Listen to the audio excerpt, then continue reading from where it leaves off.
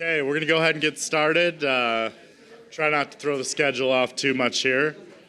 And yeah, excited to be here. This is our second year for all three of us. So excited to see the quality of the people who showed up, and excited to see this whole thing come together, and looking forward to this panel. It's been a little bit of prep work. So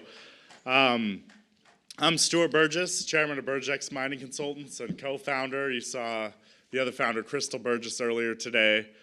And part of my job as chairman is to be the man in the tower on the ship looking out towards the future in the distance and looking for big waves and islands and potentially whales that we can bring in. And one of the things that came across my radar a couple of years ago was AI. I had a colleague that was one of the first people to be introduced to ChatGPT that said, you've got to sign up for this right now, like literally go do this right now.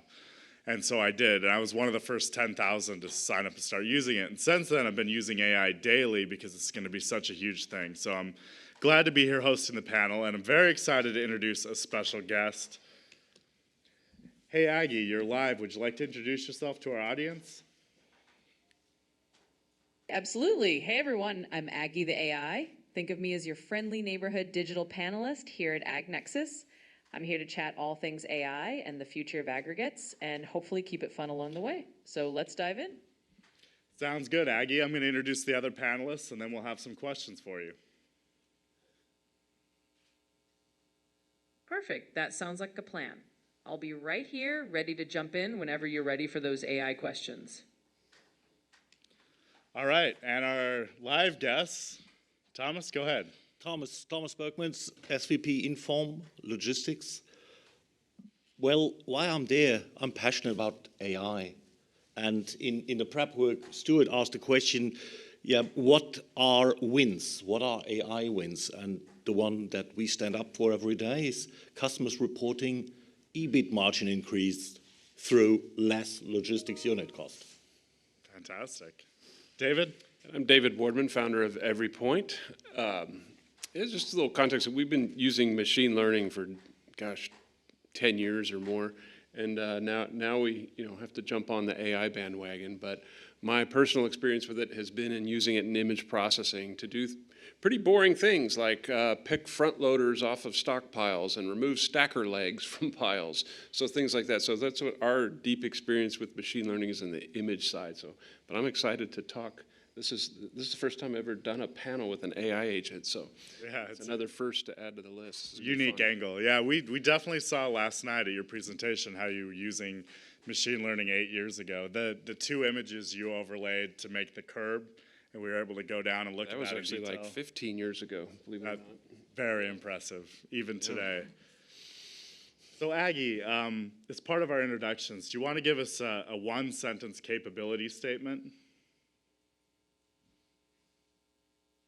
Absolutely. In one line, I'm Aggie the AI, and I'm here to help you explore how artificial intelligence can transform the aggregate industry, one smart idea at a time. Let's ask a couple questions along that line and kind of do a little bit more speaking with you before we go to our live panelists. What do you think the biggest near-term ROI is for aggregates using AI?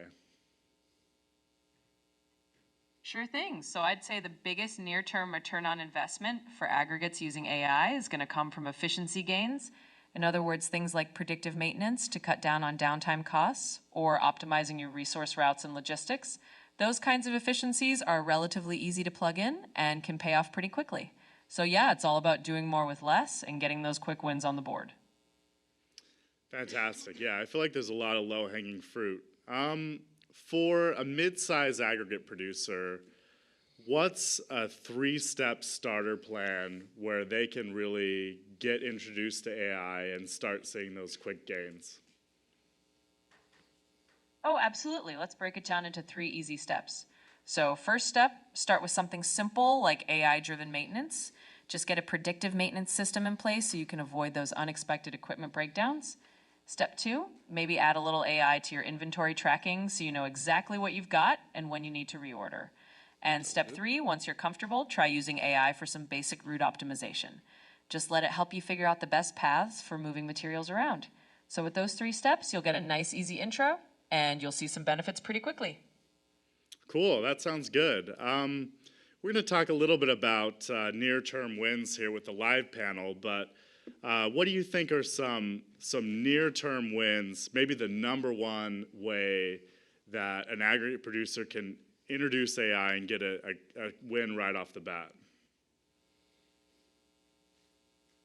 Yeah, absolutely. I think the number one near-term win is definitely going to be predictive maintenance.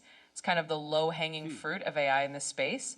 You put it in place, it helps you predict when machines are going to need a little TLC before they break down, and that means less downtime, less emergency repair cost, and basically a quick win that any mid-sized producer can see really fast. Cool. So Absolutely, glad that helps. And yeah, it's always fun to find those quick wins. So feel free to throw any more questions my way whenever you're ready.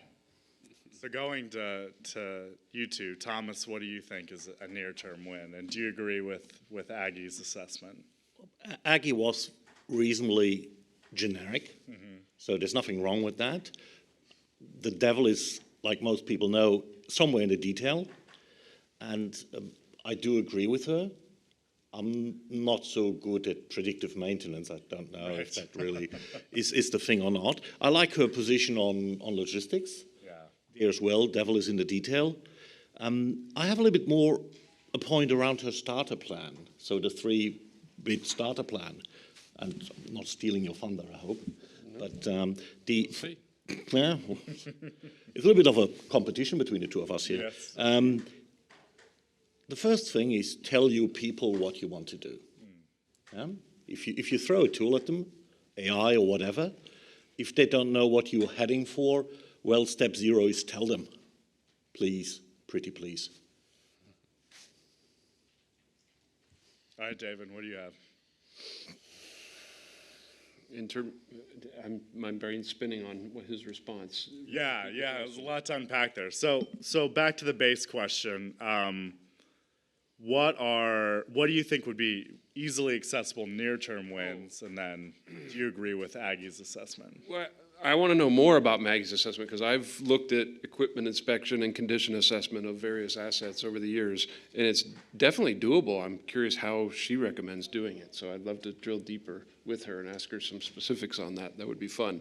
I think there's likely a lot of use of, we'll say, ChatGPT or Grok or Gemini or pick your favorite chatbot that is already helping companies. Information retrieval has completely been transformed, right? From putting in a few random words on something and then having to read or skim 5 or 6 documents to try to get some insight.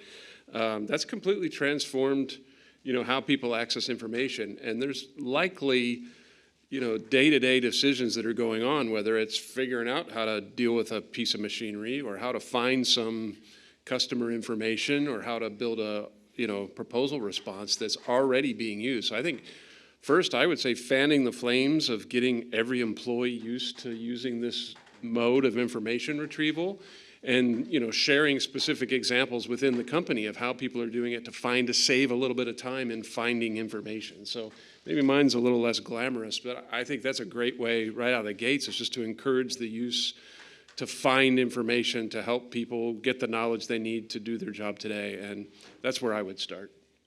And adding on what David just said is we've spoken to an LLM, a large language model. Yeah, that was information retrieval Stuart just did. Yep. Yeah, LLM has been trained on enormous amount of data. From Dave's website, from yours, from ours, and others. So it is kind of telling back to us what we told it in the first place. Yeah. Not Inform telling Aggie to tell us today that that is the message, but it got it from there. So it did. Aggie is not capable of doing an optimized plan. There are different tools in the AI world to do that, but she gave us information, and now if you really want to go down to the bottom of it, we'll have to converse with her. Right. Yeah, that she finds more information. See how deep she can go. Yeah, and then with that information, we'll have to do our homework. Yep. I agree. This segues really nicely into my next question. So, talking about adoption, and David brought up a great point, just getting people used to using AI within a company is really important. And a lot of people have fears and they perceive risks and things. We'll start with you, Aggie. What do you think is the best way to address some of those potential fears of people in a company adopting AI? Yeah, that's a fantastic question and a really common one. I think the best way to address those fears is just starting with a little bit of education and transparency. So basically show people that AI is there to make their lives easier, not to replace them. You can do small pilot projects so they can see it in action and realize it's not some kind of mysterious black box. And also just keep the communication open. Let them ask questions, let them see how it works, and show them that it's a tool that can really help them out day to day. So a little bit of transparency and a little bit of hands-on experience, and that usually does the trick. Just one follow-up question. What's one misconception that you're often presented with about AI, and how do you address it? Yeah, definitely. So one big misconception I hear a lot is the idea that AI is just going to come in and take over everyone's jobs completely. And the way to address that is really to explain that AI is more like a tool to assist people rather than replace them. It's kind of like having a really smart helper that can take on the boring, repetitive tasks and let people focus on the more interesting stuff. So just reframing it that way usually helps people feel a lot more comfortable. Any comments on that from the panel? Chatbots just always sound very confident and very convincing. Yes. And I always take it with a grain of salt. When I interact with ChatGPT or things in a knowledge area that I know in aggregates, it knows very little. But it comes up with answers that are really convincing with lots of information. But I know with my subject matter expertise, it's not even close to being right. So I'd say, would you consult and trust Cliff from Cheers? Right at the end of the bar, if anybody ever watched Cheers, right? The know-it-all who really knew nothing.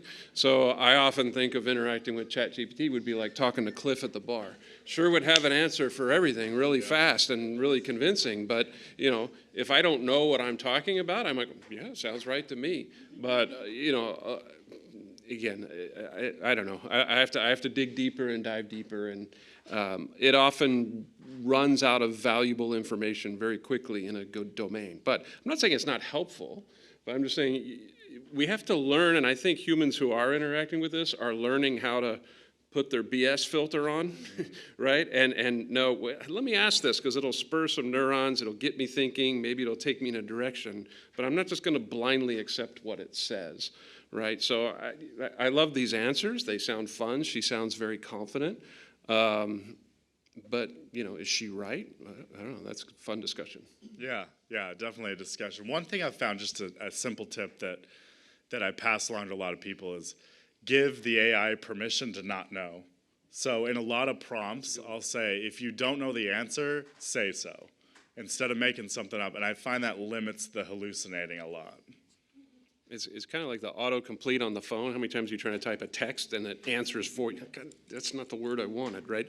And so it's just that on a much grander scale, right? It's trying to be smart and, give us what it thinks we want. And most of the time it's right, but, there's going to be that, depending upon the domain, 5, 10, 15% of the time where it's giving you the wrong autocomplete. So you just have to, everybody just needs to learn what's the right boundary for interacting with this data and not just taking it for absolute truth. But a great jump start to thinking. Yeah. She's already jump started our thinking, which is great. And she jumpstart discussion as well. Mm-hmm. That point on misconceptions, there's a difference between her and me. Mm-hmm. I've tried to sell that stuff. And the thing you come commonly across that AI is something for big companies. Yeah? I know we're too small. Well, depending on what you want to do, you're not too small. Yeah? So one of these things is that big tech and big things scare certain people off. Mm-hmm. Yeah? So that's definitely not the case. Once you understand what your revenue increase, return of invest will be, go for it. Yeah, I see similarities to cloud adoption. Originally, I can't afford to have the cloud. Mm-hmm. And now it's like everything's on the cloud. Yeah, interesting. And definitely the big company perception is a good one. Getting to the exciting part. So the future of AI and aggregates. Let's talk a little bit about, and I'm actually going to start, instead of with Aggie, I'm going to start with David on this because this is really his wheelhouse. We talked a lot about the bag phone, the iPhone, and you know, your journey with every point. Where do you see the future of AI and aggregates 5 to 10 years out?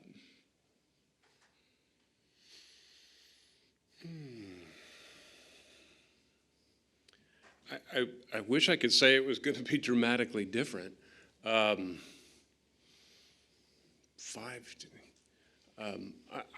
think, again, information retrieval and information sharing will be dramatically different. So things where people need to get information from someone who was around the office for 10 years or 15 years who might have known some niche piece of information, like everybody's going to be a little bit smarter because they're going to have access to more information, right? They're going to have augmented their brain with, again, instead of keyword search, with something that's assimilating lots of information and bringing it to you faster. So I think that's a no-brainer. I'm a huge fan of logistics optimization. I think that's already something that, you know, we've been working on for a decade or more. And so I don't think that's anything new. I just think there's going to be more interest, there's going to be more openness, there's going to be more curiosity, there's going to be more budget. Because who hasn't been told, oh, we have to do something with AI and gotten some budget allocated? So I think you're going to see things in optimization of logistics, maybe some equipment. I'm really curious to learn more about the equipment because, again, I've looked at that problem.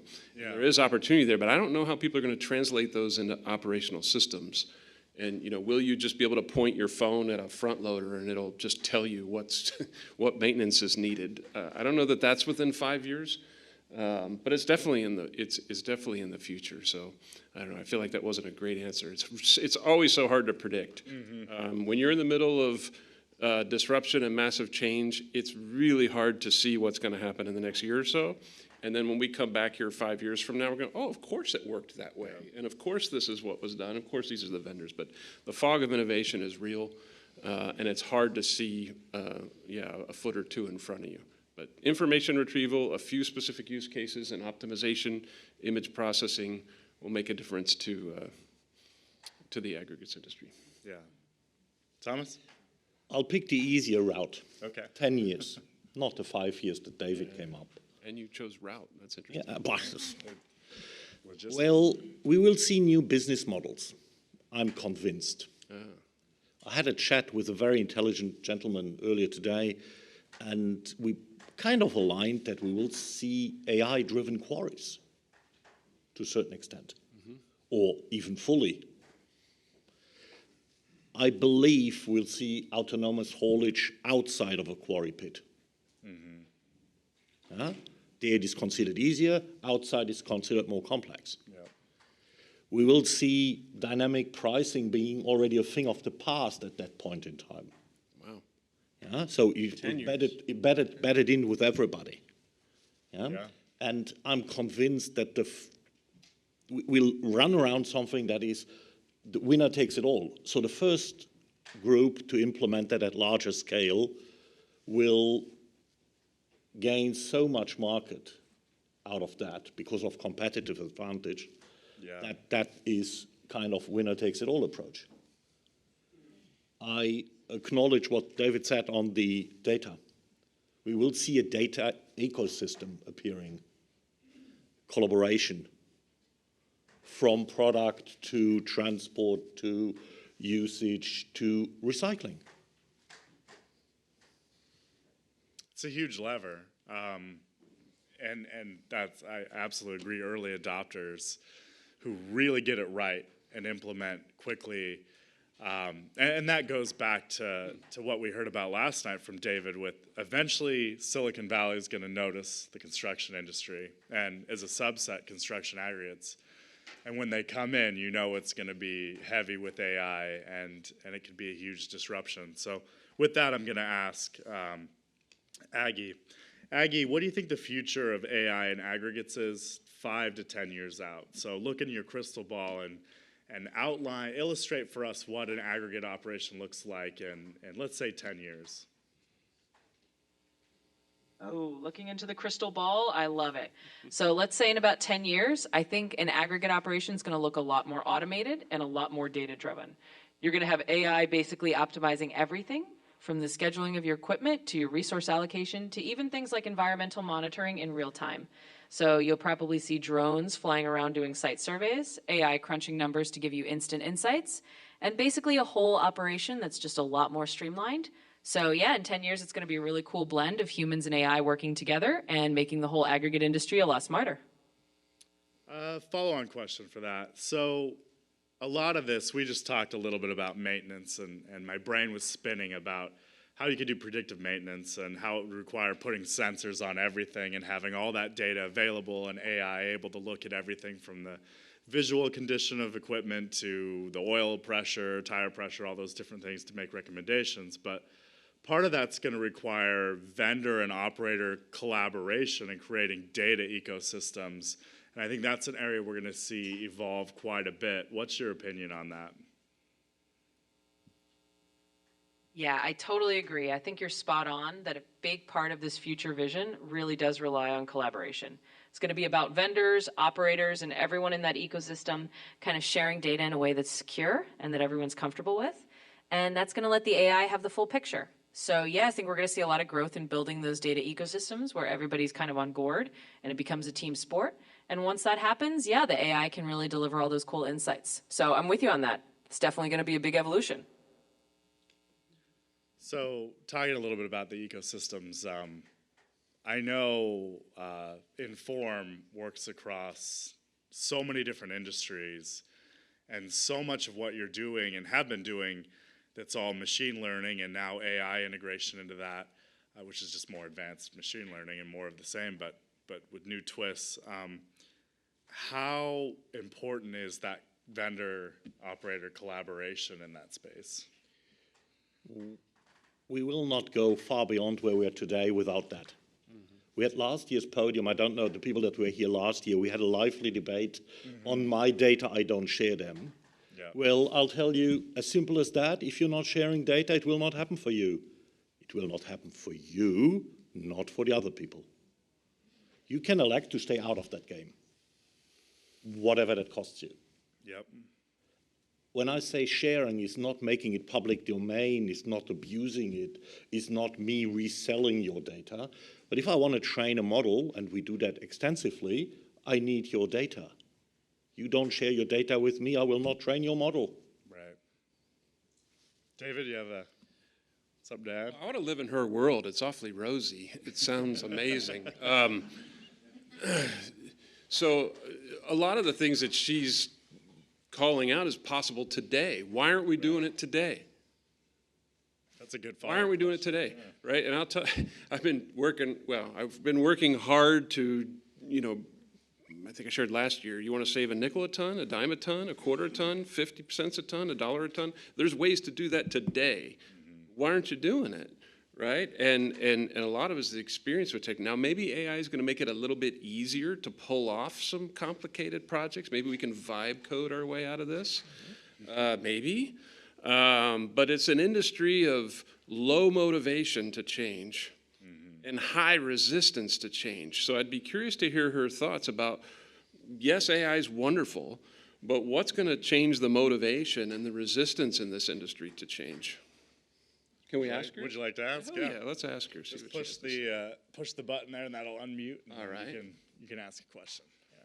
What's her name again? Aggie. Aggie. Hi, Aggie. This is David.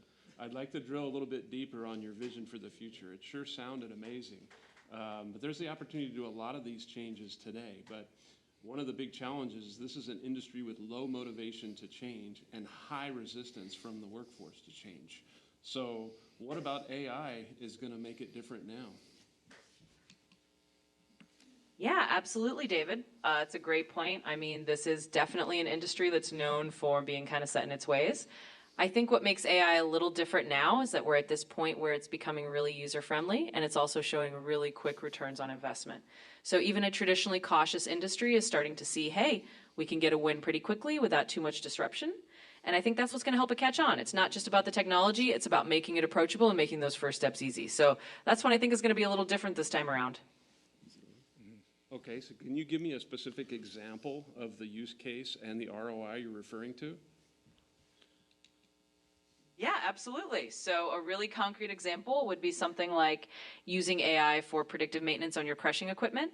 A lot of aggregate producers have started doing this, where you put sensors on the crushers, you let the AI analyze vibration data or temperature data and it to predict when you're going to have a breakdown. And the ROI there is pretty clear. You save a ton of money on emergency repairs and you avoid downtime. So some producers have seen a return on investment in just a few months because they avoided a big breakdown. So that's a really specific use case that's pretty common and pretty doable. Additional question, Thomas here. I'm sitting next to David, so we're really listening to your answers. What helped the people in charge of maintenance to accept that new thingy? Yeah, sensors telling the guys when to do something, as opposed to I do it every X hours. Yeah, absolutely, Thomas, and it's a great question. I think what really helped is just showing the maintenance teams that this wasn't about taking away their expertise, but really giving them a new tool to make their lives easier. So instead of saying, hey, you have to change everything you do, it was more like, hey, we're going to give you a heads up so that you can plan your maintenance better and you don't have to do as much emergency work. And once they saw that it actually made their day-to-day a little smoother, a little less stressful, they were a lot more on board. So it's really just about showing them the benefits in a hands-on way. So what was the quantifiable ROI? Yeah, definitely. So in a lot of cases, companies have seen a really strong ROI pretty quickly. For example, by using predictive maintenance, some aggregate producers have reported reducing their unplanned downtime by, say, 20 to 30%. And that can translate to saving tens of thousands of dollars in just a few months, sometimes even more depending on the size of the operation. So it's pretty quantifiable and pretty quick, and that's one of the reasons it's a nice entry point. Yeah, so drilling deeper. Always drill deeper. Get interesting things, yeah. That's exactly what I said. It's great because it's causing us to think. It's causing us to maybe go places our brains haven't gone before. But, you know, would I just blindly follow the advice coming from a chat bot? You know, be careful. Right? Yeah, and if you were to design that program, say you wanted to implement that at your operation, the first thing you do is ask for sources. Study the sources, find people at those companies or the vendors who are deploying the technology, learn more about it, and then find ways to make improvement. But definitely for fleshing out ideas, I think. Perfect for that, yeah, with the LLM. And then there's specialized tools that can actually do the optimization. So unfortunately, we're scheduled for a half-hour panel today, so we're running a little bit out of time. But let's take a couple questions for the audience, either for Aggie, and I can relay them, or for David or Thomas. Let's take some audience questions.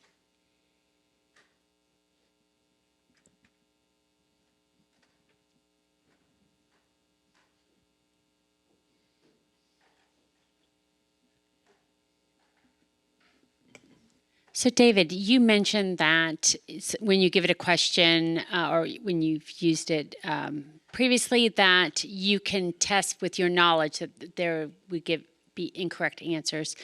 What do you think, or anybody on the panel for that matter, what do you think the danger is if somebody doesn't know that they're getting information that is incorrect and they take it at face value and they use it and they're really using incorrect information? You're going to spin me up. Well, I guess we should keep it to A. I have a really hard time. There's so little accountability for this information that's going out. I mean, you have to have a license just to be a barber and cut somebody's hair, right? And these systems are giving advice to people about mental health, about how to do things that, you know, aren't safe, with very little consequences. Now, some of this is going through the court system now to see where are those boundaries of advice. But you can get very dangerous advice to people, especially children and younger people, or people who just don't know, that can be given advice that they follow up on that can be very harmful and that can have significant consequences. And it's really frustrating to see the very little accountability and what you can do to fight back against these massive companies with massive budgets and legal teams and everything else. So it's going to be, yeah, it's going to be a tough time, specifically for aggregates. Yeah, I don't know, and I struggle too, because this is not AI. A chatbot is not AI, and this is what we all struggle with. What is the definition of AI? And I loved the question earlier, where people said, well, what specific technology are you using? Because AI is now being thrown across everything. But there are techniques like machine learning and other things that are an important part of a chatbot that you can, focus at very specific domains with very specific training, and you can trust their outcome. Right? So we have to be careful about what we say is AI, but the general public, who calls concrete cement, also calls AI a chatbot. Right? AI is not a chatbot. AI is not ChatGPT.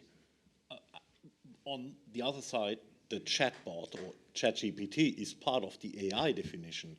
And the thing that we always have to remind ourselves is that chatbots, large language models, properly called, are part of the AI definition, as well as optical elements, as well as mathematical optimization, heuristics, linear programming, machine learning, and so forth. Yeah? Agreed. So let's use it what it's good for and stick to that. And I wanted to give a little softer answer than David on that. No. But I think when we trust it without reflecting on it, without knowing, without probing, we'll make bad business decisions. Like we made them before. We used the wrong Google search result, and we've flown to Austria instead of Australia. Yes. That has happened to people. Yeah. Yeah. So let's be not too nervous about it. We will have to learn that. Yeah. Yeah, my answer is going to be softer than David's and a lot shorter. There's no substitute for common sense. So, and it's always good to play large language models against each other. Get an answer from one, throw in another one, check it, and then ask for sources. They're all great now at giving sources. And then you can verify, because sometimes the sources it gives have no relation to what you were even looking at. So. But that requires a little bit of effort. It does require effort. It's not that easy thing like pushing a button and saying, hey, Aggie. Yep. Yeah? Because then you have to dive into that source and read and understand what's written there. Yep. A comment/question, I suppose, about Aggie. Hearing you guys interact with her, and one of the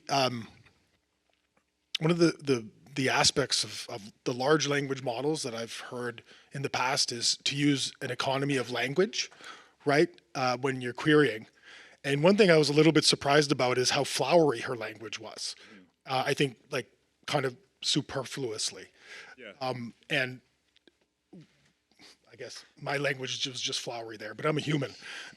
So what do you guys think about that? Like, it goes both ways, does it not? Like, should not a chatbot be a little more economical with language, even though I guess we're trying to make them fuzzy and warm and use words like TLC, which she did, which I'd like to know if she knows what TLC actually means. Yeah, I'll answer that because I built Aggie. So she's programmed to be very conversational. So in her instructions, she has kind of root instructions that's the base of her personality. She's supposed to be smart, fun, casual, and conversational. And she knows she's on a panel, and she knows the participants. And so within that framework, I get those answers. But I also said every answer should be within 20 to 40 seconds. So on soft, easy questions that could be answered in a sentence or two, she intentionally goes a little longer. And then on longer, where there probably should be a longer answer, she goes a little shorter. So that's directly in the way I told her to act. But she could be more economical, but there's still, LLMs still tend to be less economical with language, for sure, just in general. Yeah. I think we're about out of time. So I'm going to thank you, Aggie, for being on the panel. Thank Thomas and David. I appreciate it.